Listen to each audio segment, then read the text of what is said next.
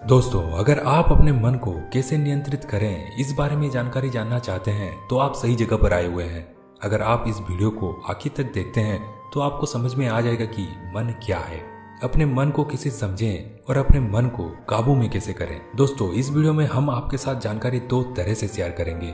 पहला तरीका है कहानियों के द्वारा और दूसरा तरीका है प्रैक्टिकल। मैं आपको इन दोनों तरीकों से समझाने का प्रयास करूंगा कि अपने मन को कंट्रोल कैसे करें। तो बिना समय गवाए चलिए जानते हैं कि अपने मन को अपना सेवक कैसे बनाएं। दोस्तों, इस वीडियो में आप जानेंगे कि अपने मन को समझने और उसे रूपांतरित करने के 6 महत्वपूर्ण चरण क्या है। तो सबसे पहले जानते हैं कि अपने मन को कैसे समझें, एक कहानी के द्वारा। दोस्तों, एक बार एक व्यक्ति बुद्ध के पास आता है और उनसे पूछता है कि बुद्ध, अपने मन को काबू में करने और उसे समझने का पहला चरण क्या है और हम कहाँ से शुरुआत करें कि हमारा मन हमारे बस में आ जाए। बुद्ध मुस्कुराते हैं और उसका उत्तर देते कि अपने मन को समझने का पहला चरण है इसके द्वारा दिए गए लालचों की व्यर्थता को देख लेना। जिस इंसान ने अपने मन के द्वारा दिए गए लालचों की व्यर्थता को देख लिया, उसने इससे मुक्त होना शुरू कर दिया। और उसके बाद वो व्यक्ति बुद्ध से पूछता है कि हमारा मन जो हमें लालच देता है उसके व्यर्थता को कैसे देखा जाए। बुद्ध कहते हैं, अपने अनुभव से मनुष्य जिस भी गलत कार्यों को अति में करता है उससे उसे दुख मिलता है और यही दुख उसका अनुभव है और यही अनुभव उसका रूपांतरण का कारण बन सकता है। जिसने देख लिया और वास्तव में देख लिया कि नशा करना केवल दुख है, उसने नशा से मुक्त होना शुरू कर दिया। जिसने देख लिया कि ईर्ष्या केवल खुद को जलाती है और वास्तव में देख लिया, उसने ईर्ष्या से मुक्त होना शुरू कर दिया। तुम्हारा यह देख लेना कि मन लालच तो हमेशा तुम्हें तृप्ति का देता है, लेकिन लगता यह तुम सदैव तृप्त हो। और यही अपने मन को समझने का पहला चरण है। कहानी को आगे बढ़ाने से पहले आपको एक प्रश्न को समझना आवश्यक है और वो प्रश्न है कि आप अपने मन को बस में करना क्यों चाहते हैं। क्योंकि आपने यह अनुभव कर रखा है कि आपका मन आपको दुख देता है, पर क्योंकि आपको आपके मन के लालच बहुत बड़े सुहावने लगते हैं, इसीलिए आप इन लालचों के पीछे छुपे हुए दुखों को नहीं देख पाते। सिर्फ अपने दुखों को देख लेने से आपका मन आपके बस में नहीं हो जाएगा। उसके लिए आपको दूसरा चरण क्या है यह समझना होगा। वह व्यक्ति बुद्ध से पूछता है कि बुद्ध, यदि कोई व्यक्ति यह जानता है कि उसके मन के लालच के कारण उसके जीवन में दुख है, तो क्या इसका अर्थ यह है कि वो व्यक्ति पहला चरण पर है? और यदि वो व्यक्ति पहला चरण पर है तो दूसरा चरण पर कैसे जाएगा? बुद्ध कहते हैं कि उस व्यक्ति को खोज पर निकलना होगा, किसी ऐसे व्यक्ति की खोज पर जो अपने मन से मुक्त हो चुका है और जिसने अपने मन को जान लिया है। क्योंकि तुम्हारा मार्गदर्शन वही कर सकता है जो उस जगह पर पहुंचा हुआ है और जहां तुम जाना चाहते हो। दोस्तों, यहाँ पर एक बात समझनी आवश्यक है। खोज पर निकलने का अर्थ यह नहीं कि आप सन्यासी बन जाएं, बल्कि खोज पर निकलने का अर्थ यह है कि ऐसा व्यक्ति खोजना जो आपका मार्गदर्शन कर सके। अब यहाँ पर प्रश्न उठता है कि ऐसे व्यक्ति कहाँ पर खोजें, क्योंकि आस पड़ोस में तो सभी लोग अशांत भरे पड़े हुए हैं। तो इस प्रश्न का उत्तर है कि आप ऐसे व्यक्ति को आस पड़ोस में मत खोजिए, बल्कि इंटरनेट पर खोजिए, क्योंकि इंटरनेट आपको पूरी दुनिया से जोड़ता है। दोस्तों, मैं और आप इस इंटरनेट के बदौलत ही जुड़े हैं। अगर इंटरनेट नहीं होता तो क्या आप मेरे इस वीडियो को देख पाते?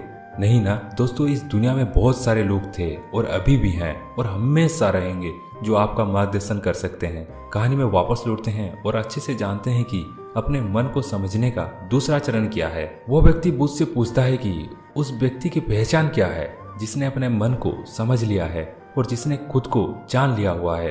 क्योंकि हर व्यक्ति यह दावा करता है कि वह ज्ञानी और बुद्धिमान है, लेकिन वास्तव में ज्ञानी कौन है वह कैसे पता लगेगा? बुद्ध कहते हैं कि यही तीसरा चरण है और वो चरण है सुनकर सुनना ही अपने मन को समझने का तीसरा चरण है। उसके बाद वो व्यक्ति बुद्ध से पूछता है कि क्या देखकर यह पता नहीं किया जा सकता? क्योंकि आपको देखकर ही पता लगता है कि आप एक महात्मा हैं।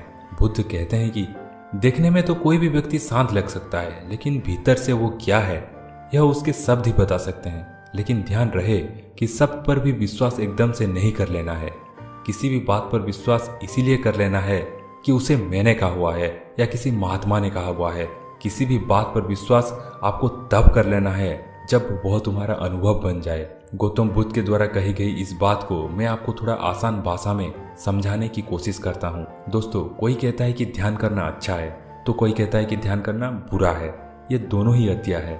अगर आप अभी ध्यान को अच्छा मानते हैं तो आप बहुत जल्द ही उसे बुरा मानने लग जाएंगे और यही हमारे मन की चाल है। तो अब आपके मन में सवाल उठा होगा कि कैसे, तो उसका उत्तर यह है कि ध्यान की शुरुआत में आपको आनंद नहीं मिलेगा बल्कि बोरियत महसूस होगी। और आपका विश्वास क्या था कि ध्यान अच्छा है, लेकिन आपको अनुभव क्या हो रहा है कि ध्यान बोरियत भरा है। तो धीरे धीरे आपका विश्वास बदलने लगेगा।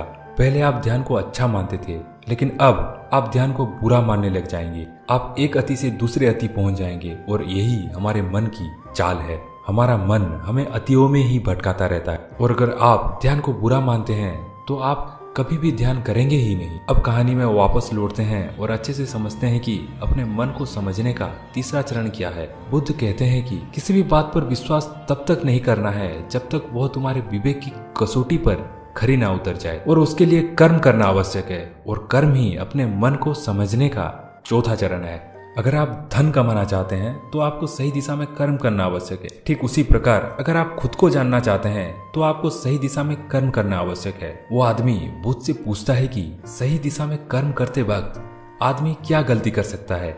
बुद्ध कहते हैं कि केवल दो ही गलतियां कर सकता है। पहली गलती है शुरुआत ना करना और दूसरी गलती है पूरा रास्ता तय न करना। और इन दोनों गलतियों के पीछे हमारे मन की चाल होती है। कोई सोचता है कि मैं शुरुआत कल से करूंगा और कोई सोचता है कि शायद मैं सफल ही ना हो पाऊं। इन दोनों ही गलतियों को व्यक्ति जागरूकता के कमी के कारण करता है। बिना जागरूकता के व्यक्ति का मन उसे सही दिशा में चलने ही नहीं दे सकता और जागरूकता ही अपने मन को समझने का पांचवा चरण है। इसीलिए दिन के हर एक क्षण को जागरूकता के साथ जियो। कोई भी कार्य करो तो उसे जागरूकता के साथ करो। अगर सांस भी लो तो उसे जागरूकता के साथ लो। बिना जागरूकता के साथ जिया गया एक भी क्षण मृत्यु के समान है। और ध्यान रहे कि जागरूकता के बिना ध्यान के संभव नहीं है। वह व्यक्ति बुद्ध से पूछता है कि बुद्ध, अपने जागरूकता के स्तर को कैसे बढ़ाया जा सकता है। बुद्ध कहते हैं कि ध्यान के द्वारा, और ध्यान ही छठा चरण है। एक बार आप अपने मन को समझने के 6 चरणों को ध्यान से समझिए। पहला, थोड़ी जागरूकता के साथ यह देख लेना कि यह मन ही दुख के बीज बोता है। दूसरा, किसी ऐसे व्यक्ति को खोजना जो मन से मुक्ति पाने का मार्ग बता सके। तीसरा, सुनना। चौथा, सुने हुए को कार्य में लाना। पांचवा, जागरूकता जिससे आप मार्ग से भटके ना। और छठा, ध्यान। यदि सीधे शब्द में कहा जाए तो ध्यान ही वो नाव है जिस पर बैठकर मन रूपी नदी को पार किया जा सकता है। लेकिन ध्यान तक पहुंचने के लिए शुरुआती के 5 चरण बहुत ही आवश्यक है। अभी आप कौन से चरण पर हैं हमें नीचे कमेंट बॉक्स में कमेंट करके जरूर बताइए, क्योंकि दोस्तों हर ज्ञानी इन 6 चरणों से गुजरता ही गुजरता है। तो दोस्तों इस वीडियो में हमको जानने को मिला कि अपने मन को कंट्रोल कैसे करें, अपने मन को कैसे समझें और अपने मन को समझने और उसे रूपांतरित करने के 6 महत्वपूर्ण चरण क्या क्या हैं। तो दोस्तों इस वीडियो के पार्ट 2 में हम जानेंगे कि अपने मन को अपना सेवक कैसे बनाएं, अपने मन को बस में कैसे करें। तो दोस्तों ये कहानी आपको कैसा लगा कमेंट सेक्शन में लिखकर जरूर बताएं। अपना ख्याल रखिए, अपना फैमिली का ख्याल रखिए दोस्तों। तो मिलते हैं और एक वीडियो में। Till then take care.